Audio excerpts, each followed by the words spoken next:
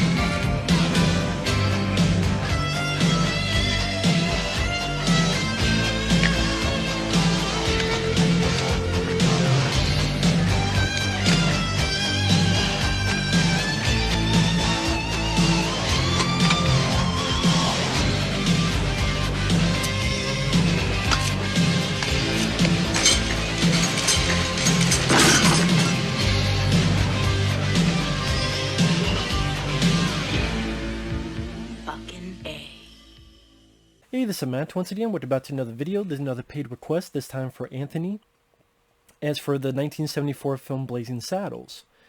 Now, for those interested in requesting pretty much any type of video, topic, reaction, review, re-review, whatever, or random, feel free to send it either directly to my PayPal or join my Patreon.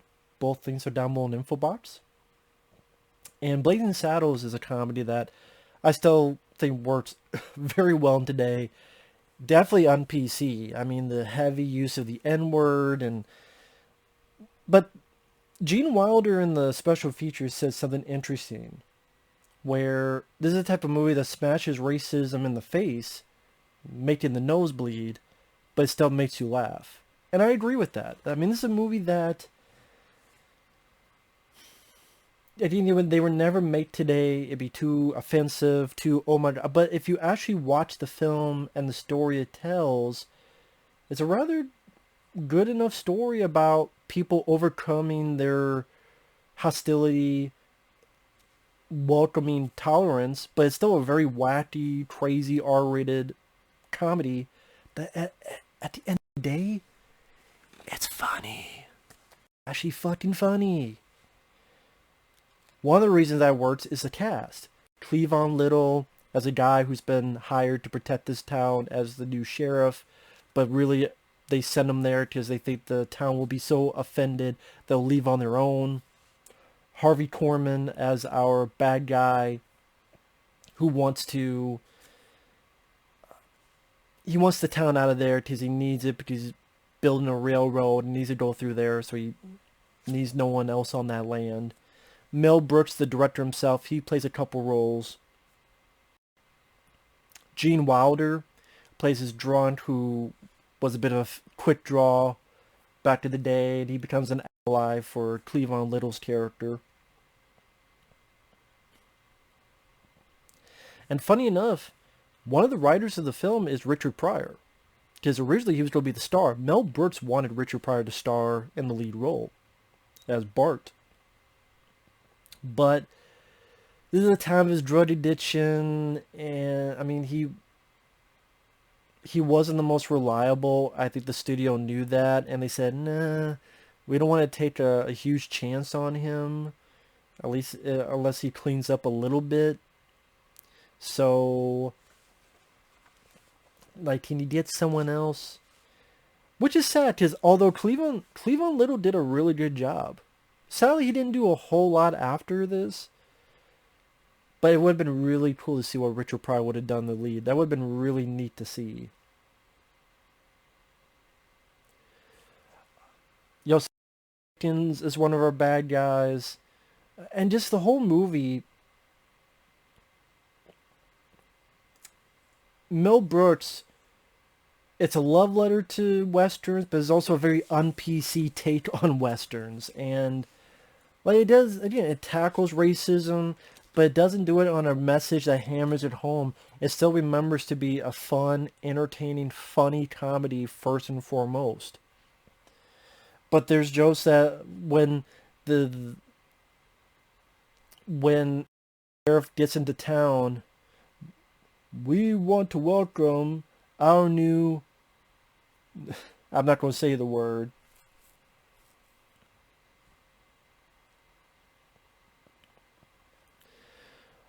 And then Bart goes, excuse me while I whip this out. And they freak out and he pulls out a letter.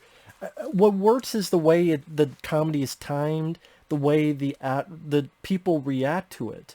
Even though on paper it just seemed like a really dumb idea, but how into it these actors are. Like when Cleavon Little knows things are going haywire and people keep pulling guns on him. So then he pulls a gun on himself and he pretends like someone's holding him up. And then you have this extra going, will someone please help that poor man? It's the commitment. And it's such a weird idea. It's the commitment that these people share that makes that scene funny and hilarious to me.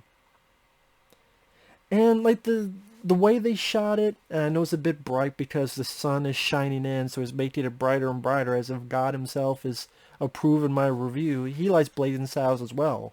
God has a sense of humor. But the way it's shot, like an old school western, even the title song's kind of catchy. A blazing saddle, he wore a shiny star.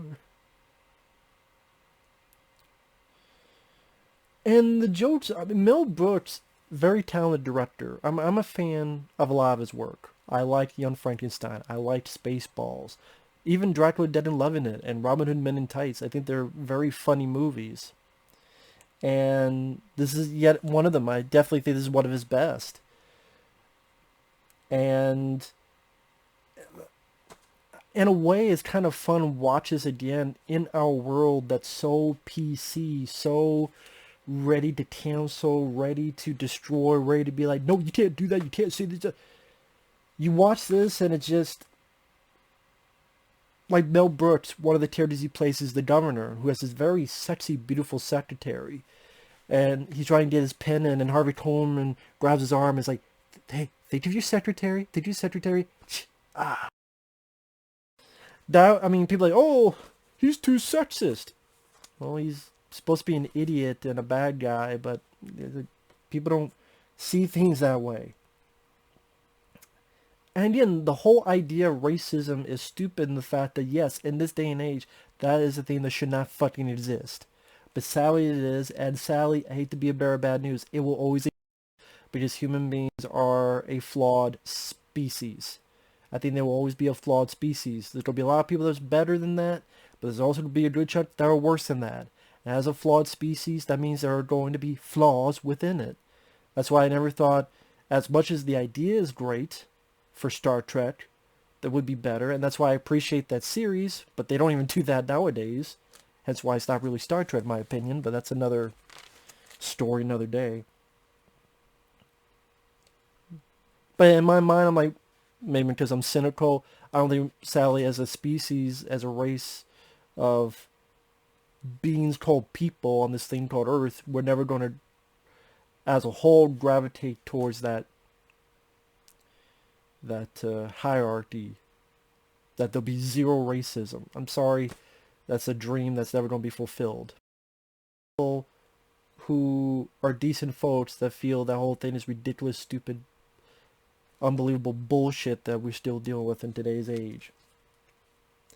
But on the flip side, that doesn't mean every fucking thing is racist and every fucking thing is sexist, and you gotta actually look into things and delve into it. Research. Look to the meaning, the thought process. I'm surprised this film has been canceled. But maybe people go, yeah, it's a comedy, and like Tropic Thunder with Robert Downey Jr. Yeah, that's a comedy. There's a reason for that. Watch the movie, listen, and pay attention to the story.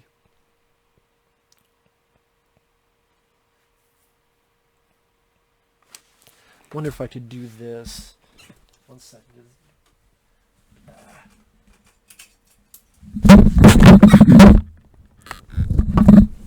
And I'm glad I dropped the microphone, so I'm sure that fucked up the audio. Thank you. Sorry about that. I'll keep that in. Oh well. Testing, testing. There you go. But hey, that's how I am. But I was talking about that where Harvey Korman wants to use Cleavon Leto, and the governor, Mel Brooks, is like, what? And he doesn't realize he takes Cleavon Leto. It's like, you can't use that guy. Can you see that man? Oh, sorry, man. Yeah, wrong person. Hey, can you see that guy's a neh? And he says the same thing. So he stopped himself, but he stopped himself on both sides. And me explaining it doesn't showcase why that's funny. I guess it's just the way Mel Brooks plays it. It's the timing of it. It's a lot of stuff that plays in the comedy. Or when Slim Pickens is talking to Harvey Korman, ideas of how to get these people out of town. It's like, we'll kill the firstborn child. Harvey Korman thinks for a minute, he goes, too Jewish.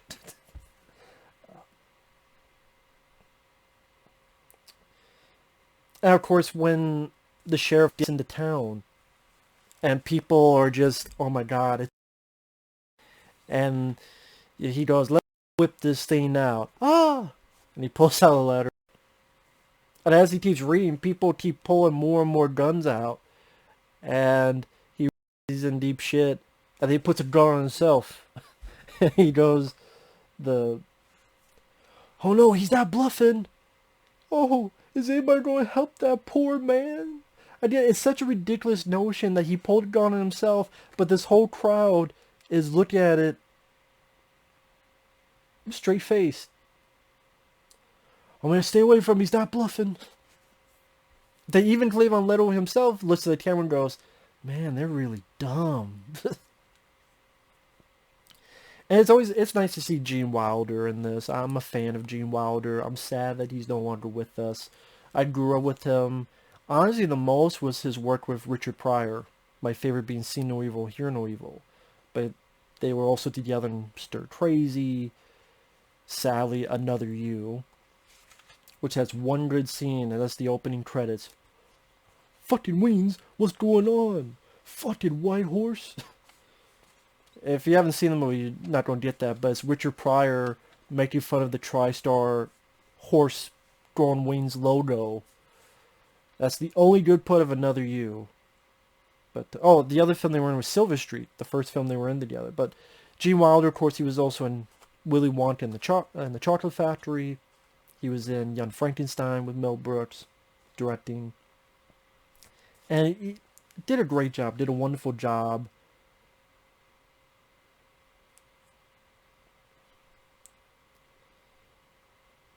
Again, though, the way the comedy works is that you get these funniest changes, but it's not how I put it. It's even with the light. The God's like, yeah, give you a seal of approval. Thank you. Does God himself want to say a few words while I take a drink? Let's see what God has to say.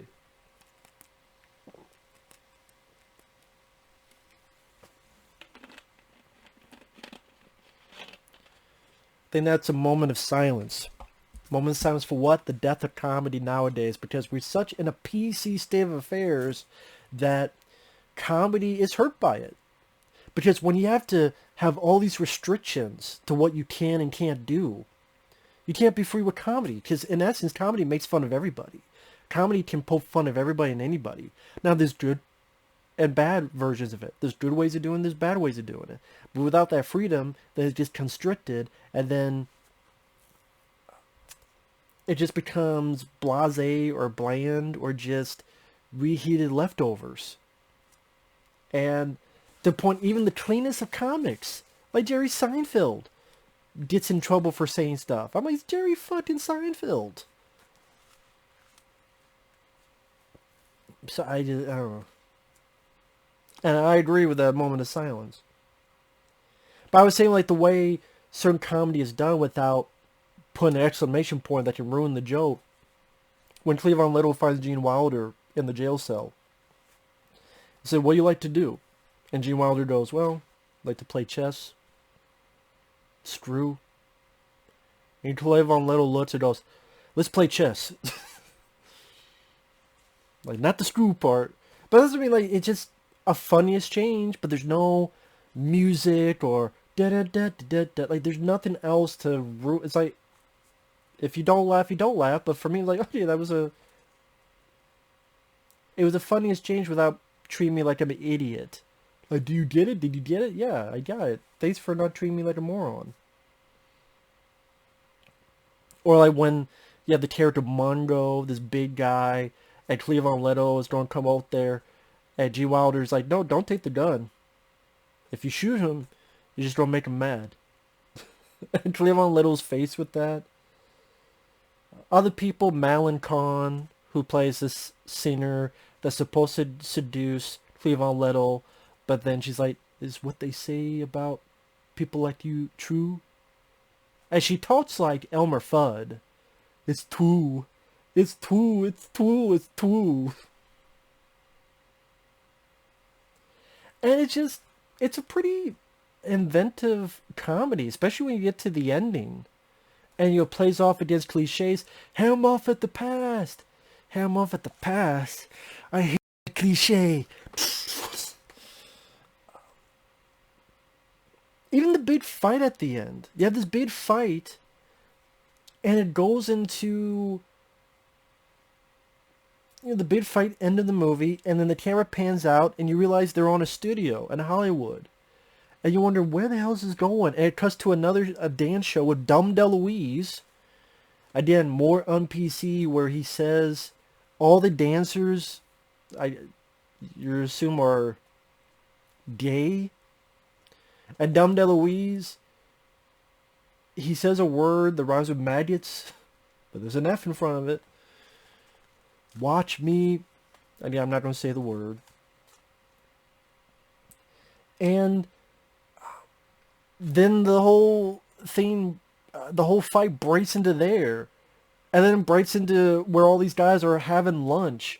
And, like, this is stuff that nowadays is common in films like Deadpool films, where they're breaking the rules of what a film could and should and shouldn't do. But I don't know if that was that typical in the 70s, where you're watching a Western. And then even just to a point where it's meta, where Harvey Korman literally goes to a movie theater that's showing Blazing Saddles, and he sits in the chair, and then on the screen he sees Cleavon Little outside, and he's like, "Shit."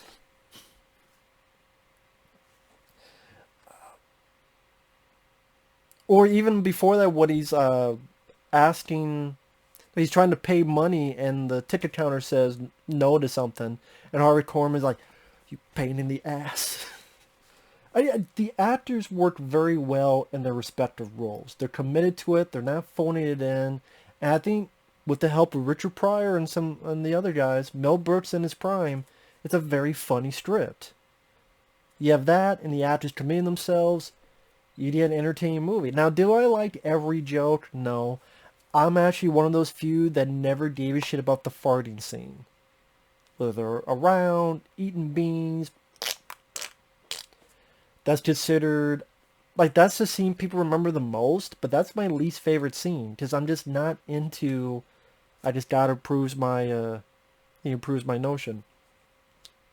I could never get into that scene. But fart jokes are not my cup of tea. They're not my type of comedy.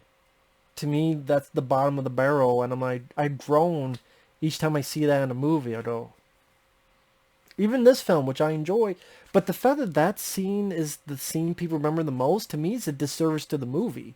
To me, there's much wittier, funnier moments throughout the film than that campfire fart scene.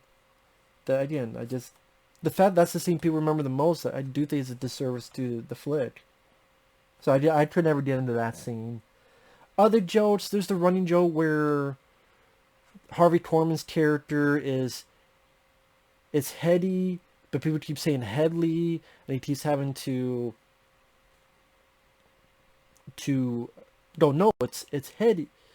He has to keep telling people what his real name actually is, and that's because I guess the name is similar to a person in real life. But to be honest, if you watch this film, most people are not going to know who the fuck that guy is. The real life Heady or Headley. No one's going to know who that is, so I don't know if that running joke really works in today's age. Again, if people watch this, they don't like, why does he keep telling people the Heady is some kind of dick joke? Head? Like giving head blowjob joke? No, it's nothing to do with that. That's because his name was the same name as someone in real life. But how many people don't know who the hell that is? So again, that's a running joke that doesn't really work in today's age. God, this is annoying me too.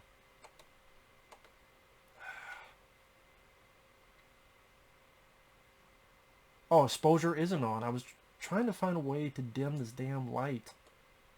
Whatever. Hey, it is what it is. This will be a bright review, and not the Will Smith movie.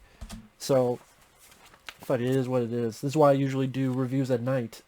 Because the window's right there, and just fuck.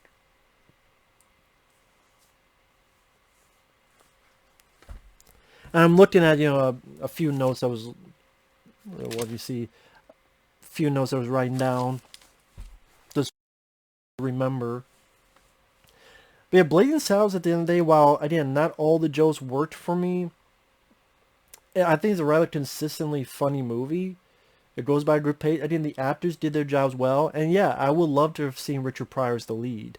I think that would have been really cool to see. But I'm a big Richard Pryor fan. But Cleavon Little, it's sad he didn't do a whole lot after this. Yeah, nothing I could think of that he did after this. It's too bad. I do wonder why. And this was successful enough, it did get a pilot for a TV show. The TV show was called Black Bart, and it's actually on the Blu-ray.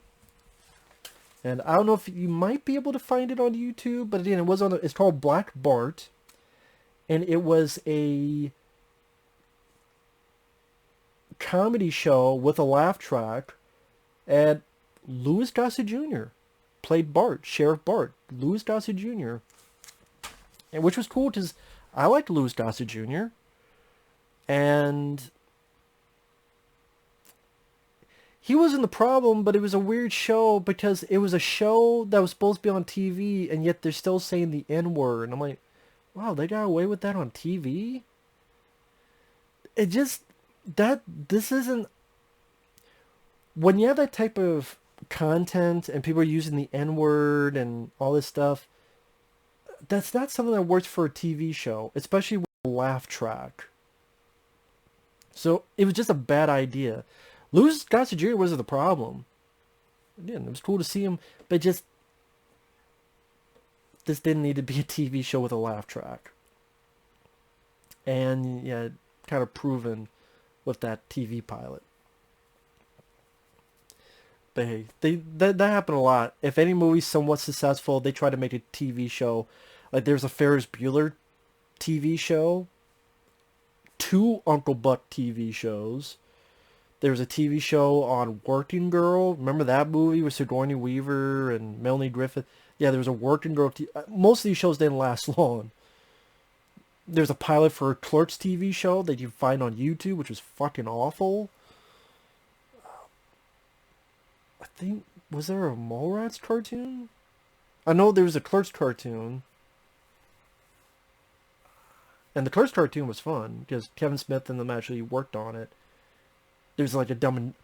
I know I'm going to the cartoons, but there's a Dumb and Dumber cartoon, Ace Ventura cartoon, The Mask cartoon. And the list goes on, like the TV shows that became... I'm surprised there wasn't a Breakfast Club TV show. I'm surprised there wasn't that. Anyway, going off tangent. Yeah, but Blazing Saddles, still a fun comedy, still holds up, at least in my opinion.